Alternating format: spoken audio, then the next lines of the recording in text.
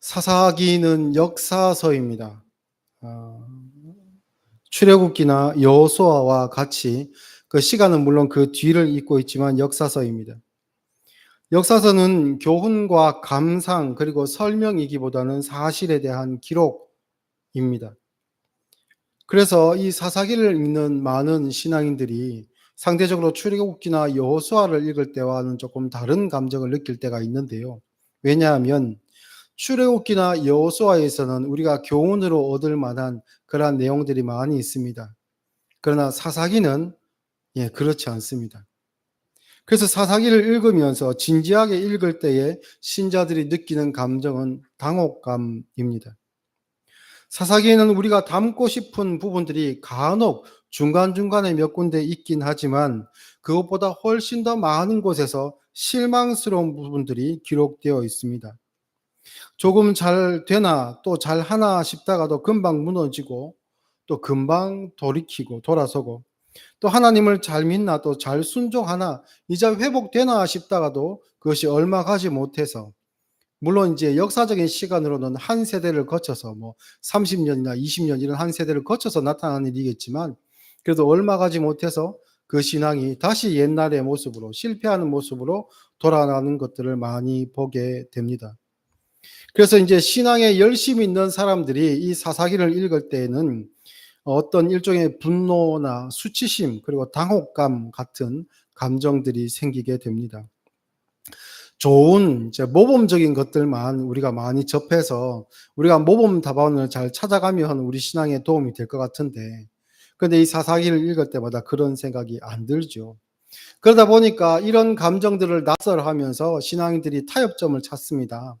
적당하게 외면하고 적당하게 윤색하거나 각색해 가지고 있었던 사실에서 조금 눈을 감아 버리거나 재구성하면서 받아들이죠. 그래서 인제 평범한 윤리 규범서로 스스로 이렇게 인제 재해석하는 그러한 경향들이 있습니다. 그러나 그것은 옳지 않습니다. 있는 그대로를 받아들여야 되고 부끄러운 역사랄지라도 들여다보아야 됩니다. 이야기하지 않고 외면하고 생각지 않는다고 해서 있었던 일이 없는 것도 아니고요. 존재가 바뀌는 것도 아닙니다. 그래서 우리는 몇 주간을 걸쳐서 이 사사기를 살펴볼 건데 좀 부끄러운 모습들, 외면하거나 지나가 버리고 지나가 버리면 좋겠다고 생각하는 그런 사건들까지도 상세하게 들여다보는 그런 시간을 갖도록 하겠습니다.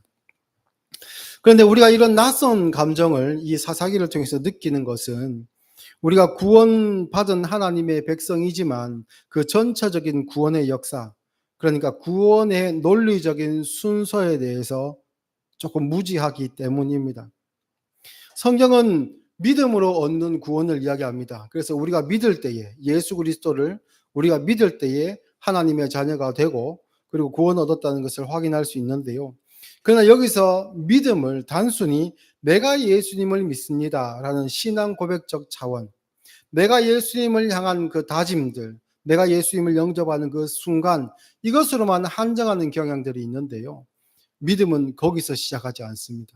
그것보다 훨씬 더 오래전에 하나님께서 계획하시고 그 믿음의 역사를 진행시켜 오셨고 그 믿음의 역사의 결과에 어떻게 보면 결과물로서 우리가 존재하는 것이고요. 또한 지금 우리가 소유하고 있는 믿음이라는 열매는 거기서 끝나는 것이 아니고 또 하나님께서 약속하신 앞으로 완성될 우리의 믿음에 대한 이야기도 함께 있습니다. 그러니 우리는 현재를 살아가고 있지만 믿음이라는 하나의 키워드를 통해 과거를 들여다볼 수 있고 그리고 현재를 바로 볼 수 있고 또한 미래를 소망할 수 있게 되는 겁니다.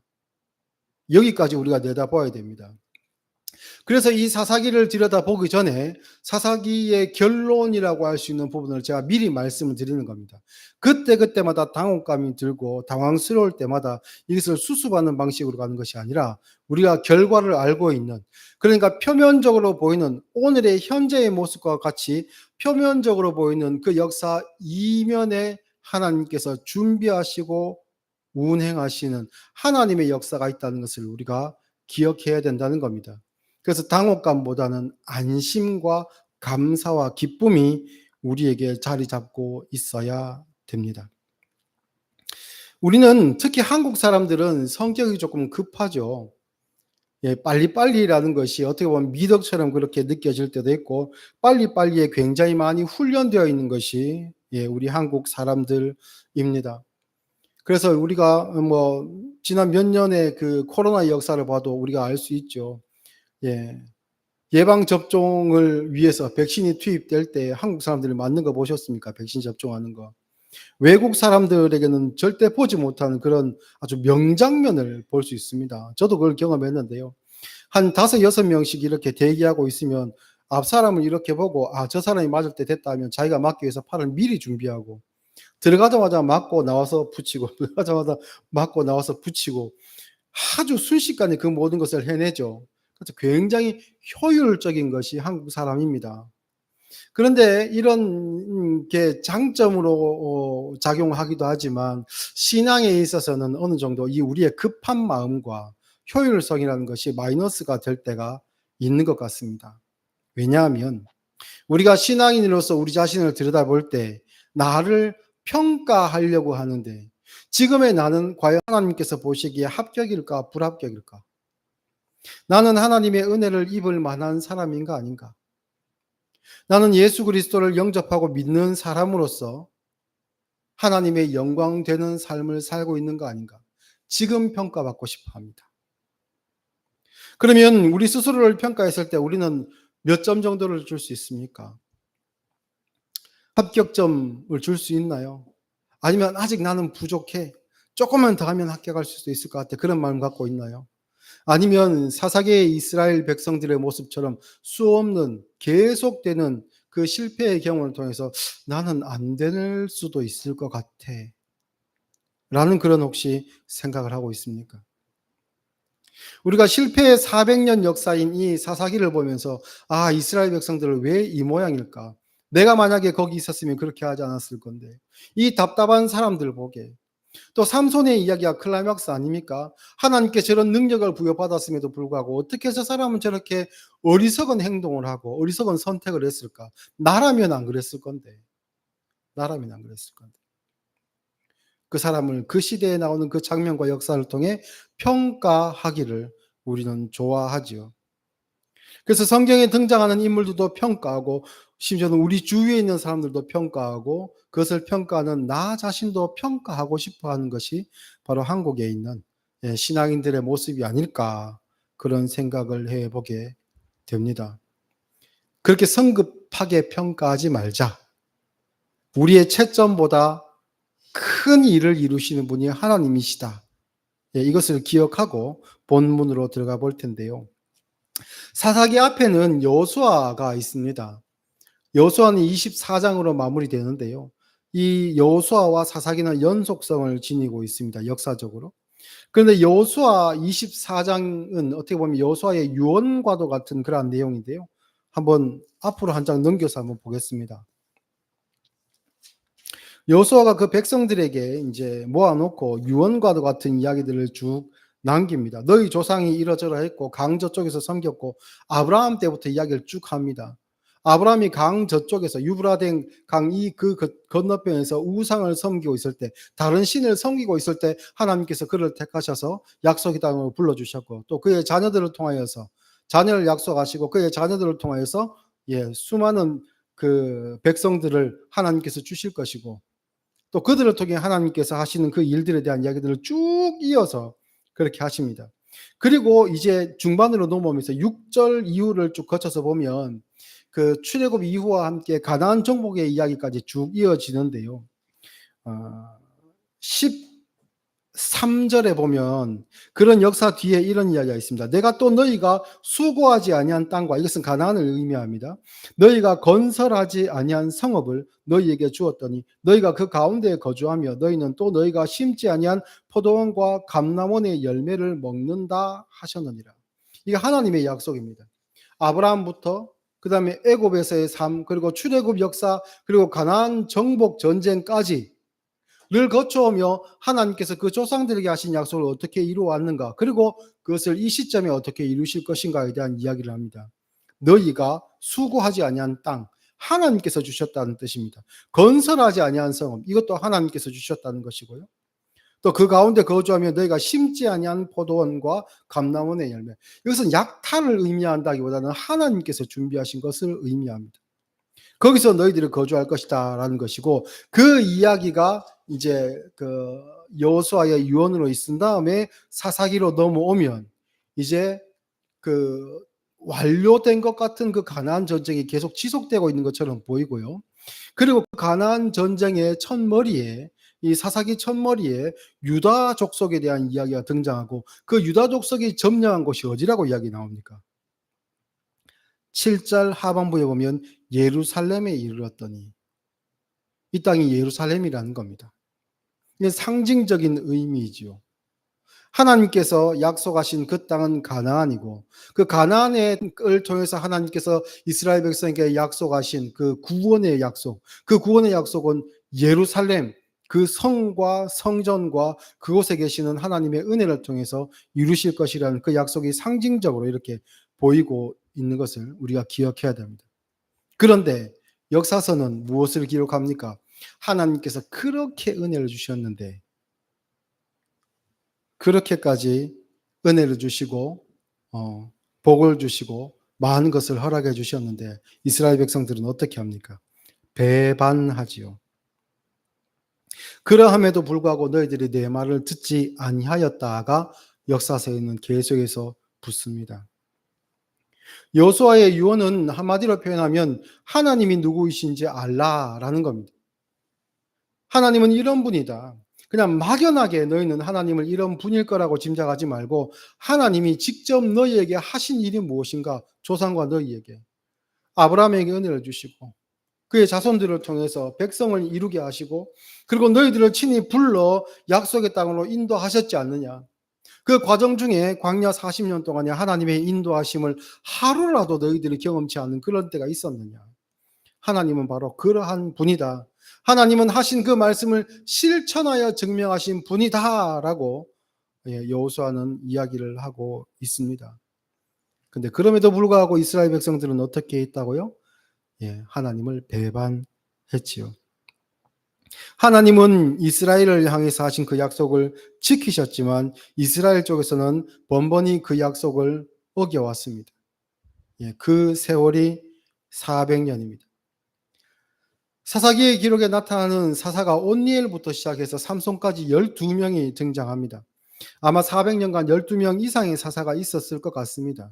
왜 그렇게 짐작하냐면 사사기가 끝난 다음에 사무엘상으로 넘어가 봤을 때 엘리 제사장이나 사무엘도 사사의 일을 겸직하고 있기 때문입니다. 아마 이 12명의 사사의 경우만 들어도 충분하다라는 것이 아마 사사기의 메시지가 아닌가 그렇게 생각해 볼 수 있지요. 400년이라는 것은 다르게 표현하면 4000년이야도 똑같다는 얘기입니다. 어떤 유능한 지도자가 또한 어떤 특별한 경험을 통해 사람들이 감동받아도 그 역사는 지속될 거라는 겁니다. 이 악의 고리를 끊어낼 수 없습니다. 그런데 이 고리를 끊어낸 분이 있죠. 불순종의 역사가 이스라엘의 역사라면은 예수님께서 오셔서 십자가의 순종함으로 순조의 역사의 첫 열매가 되셨습니다. 그리고 믿음을 통해, 예수님을 믿는 그 믿음을 통해 우리가 하나님의 순종의 백성의 역사를 다시 쓸 수 있도록 하나님께서 은혜를 베풀어 주셨죠. 그래서 구원의 역사의 관점에서 보면 분명 우리와 사사시대를 살던 이스라엘 백성들과는 다릅니다. 다른 조건 안에 있습니다. 그러나 우리가 그 두 조건, 현재의 우리와 사사기의 이스라엘 백성들의 그 두 조건을 함께 보면서 우리가 깨달아야 되는 것은 그때 하나님도 지금 우리가 믿는 하나님과 동일하신 하나님이라는 겁니다. 만약 똑같이 정할 수는 없지만 우리가 사사기에 있었던 이스라엘 백성들의 실패와 같은, 실수와 같은 일들이 우리에게 나타났을 때 하나님께서는 과연 어떻게 하실 것인가? 내가 너에게 이렇게 했는데도 네가 나를 배반하느냐? 이제는 네가 나를 알만도 하지 않느냐? 나의 너를 향한 사랑이 얼마나 진실된 것인지, 그 사랑이 얼마나 능력 있는 것인지 십자가와 부활을 통해서 너희가 보았지 않느냐? 너희 이전에 구약의 이스라엘은 그렇다 하더라도 십자가 이후에 성령 강림의 역사 이후에 너희들은 달라야 될 것이 아니냐. 내가 이렇게 너희에게 기회 주었는데 도무지 안 되겠다. 넌 지금 평가하자. 하나님께서 그렇게 하실까요? 그 사랑하시는 백성을 400년간 기다리셨는데 물론 그 앞뒤로의 역사는 훨씬 더 깁니다. 하나님께서 참고 견디셨는데 그리고 하나님께서는 계속해서 약속을 어기는 그 백성에게도 다가오셨고 실수와 실패를 반복하는 그들을 위해서도 사사를 보내셨고 그들을 회복하시고 끝까지 돌아오라는 그러한 손을 내미셨던 그러한 하나님이신데 지금 현실을 살고 있는 우리가 잠시 삐끗한다고 해서 하나님께서는 우리를 그때 판단하실까요? 그렇지 않습니다. 시편 105편을 한번 찾아보겠습니다.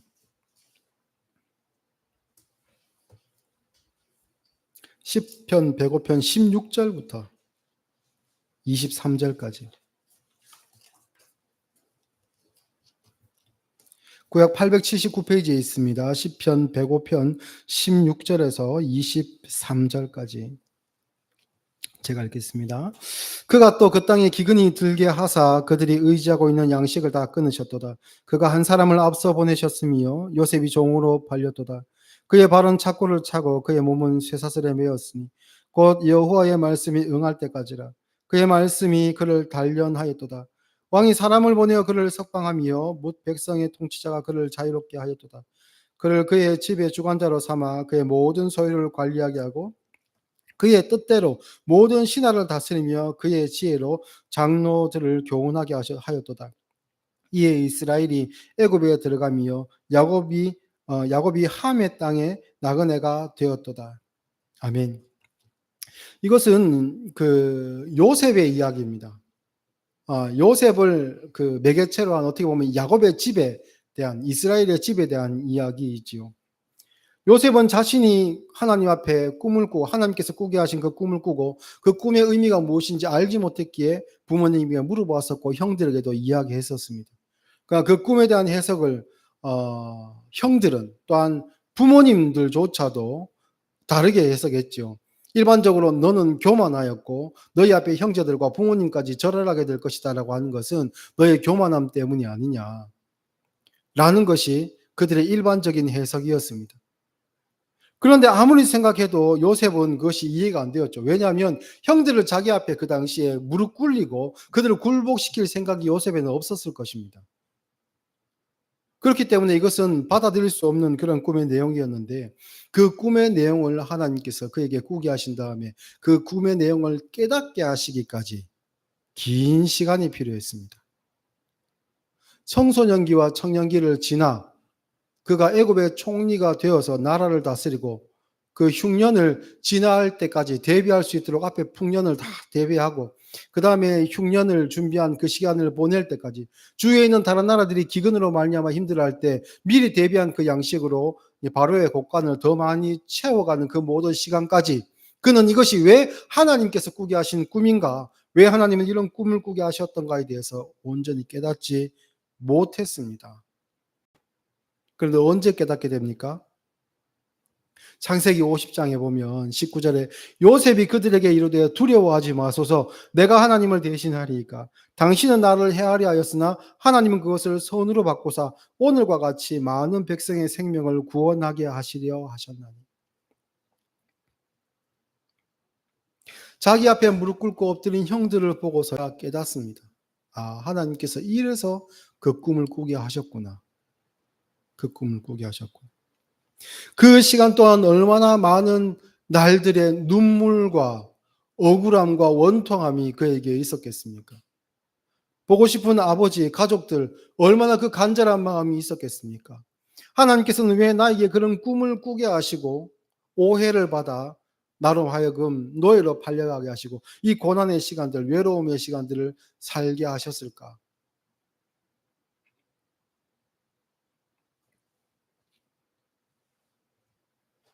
우리는 그런 생각을 할 때가 있죠. 이것이 하나님의 뜻에 합당해. 그리고 내가 원하고 하나님께 구하는 이 기도의 제목들은 하나님께서 반드시 들어주시는 것이 하나님을 위해서도 좋은 것 같아.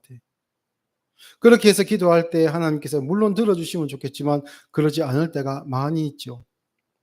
또한 조금 더 방어적으로 생각해서 나에게 어려움이 닥쳤을 때, 해결해야 될 문제가 나에게 생겼을 때, 내가 도무지 내 스스로의 힘으로는 감당할 수 없는 일들이 생겼을 때, 내가 그것으로 말미암아 하나님께 기도했는데 하나님께서 이것을 좀 잘 해결해 주시면 좋겠는데, 기적적인 역사로 좀 손을 써 주시면 좋겠는데, 하나님께서 지금 손을 안 써 주시면 이것이 해결 안 되고 일이 더 커질 수 있을 것 같은데, 그런데 하나님께서는 침묵하시는 거나 외면하시는 것처럼 보일 때가 있습니다.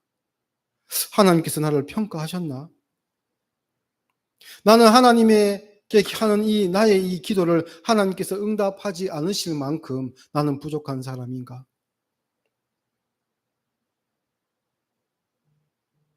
그런데 하나님은요, 우리가 힘들어하는 그 시간을 넘어서서 영원 전부터 우리를 택하셨고 지금까지 기다리셨습니다. 영원 전부터 우리를 택하신 하나님께서 우리의 짧은 인생 동안에 그 수십 년의 기간을 못 기다리시겠습니까? 하나님은 때를 기다리십니다. 하나님의 뜻이 우리 안에 이루어지게 하기 위해서, 아버지의 사랑을 깨닫게 하기 위해서, 그리스도께서 걸어가신 그 길이 참으로 생명의 기름을 깨닫게 하시기 위해서 하나님은 기다리십니다. 답답하지요. 깝깝할 때도 있지요. 하나님이 때로는 원망스러울 때도 있지요. 예수님께서 자기 오라버니를 빨리 오셔서 이 오빠의 병을 고쳐 주십사 하고 예수님께 사람으로 보냈던 마리아의 마음이 그러했지 않겠습니까? 나사로가 병이 걸려 가지고 이제 회복의 기미가 보이지 않고 어떠한 의학적인 처방도 효과가 없을 그때에 예수님만이 우리 오빠를 살려줄 수 있겠다라고 생각했던 그 마르다가 얼마나 간절한 마음으로 예수님을 기다렸겠습니까? 그런데 예수님의 때는 아직 이르지 않았고 하나님의 뜻과 하나님의 계획은 다른 데에 있었습니다. 우리의 인생은 어떻게 보면 우리가 기다린 것 이상으로 하나님께서 기다린 그 시간들, 또 우리가 구하지도 못했고 기대하지도 못했던 하나님의 크신 은혜를 우리가 누리는 그 시간대로 다가가고 있는 그러한 시간들, 이 현 상황에서의 평가가 중요한 것이 아니라 지금 현실에서의 나의 신앙의 점수가 중요한 것이 아니라 하나님께서 나를 생명이라는 자리로, 구원이라는 자리로, 하나님의 자녀라는 자리로, 또한 예수님처럼 십자가를 지고 생명의 길을 걷는 그 자리로 인도하시기 위한 하나님의 크신 계획과 기다리심, 그 큰 목적이 있다는 것을 우리는 꼭 기억해야 됩니다. 그래서 에베소서 4장 15절에는 감히 우리가 감당하지 못할 말씀으로 우리에게 이런 약속을 주십니다. 오직 사랑 안에서 참된 것을 하여 범사에 그에게까지 자랄지라. 그는 머리니 곧 그리스도라.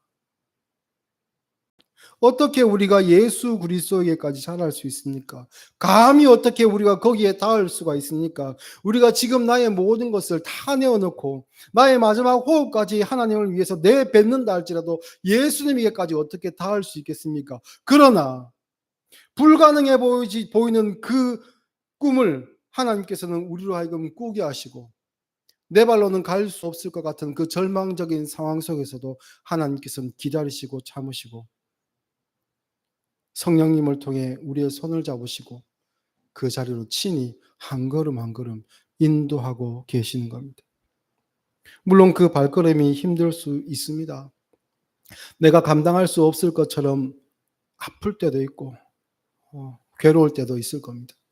그런데 하나님의 우리를 향한 사랑은 취소되지도 않고 바뀌지도 않습니다. 하나님께서 반드시 우리를 400년의 시간이 아니라 4,000년의 시간을 기다리실지라도 우리를 거기로 데리고 가실 것이라는 것을 꼭 믿음 안에서 확인하시고 그 믿음의 고백대로 신앙 고백의 삶을 사실 수 있는 우리 모두가 되었으면 좋겠습니다. 기도하겠습니다.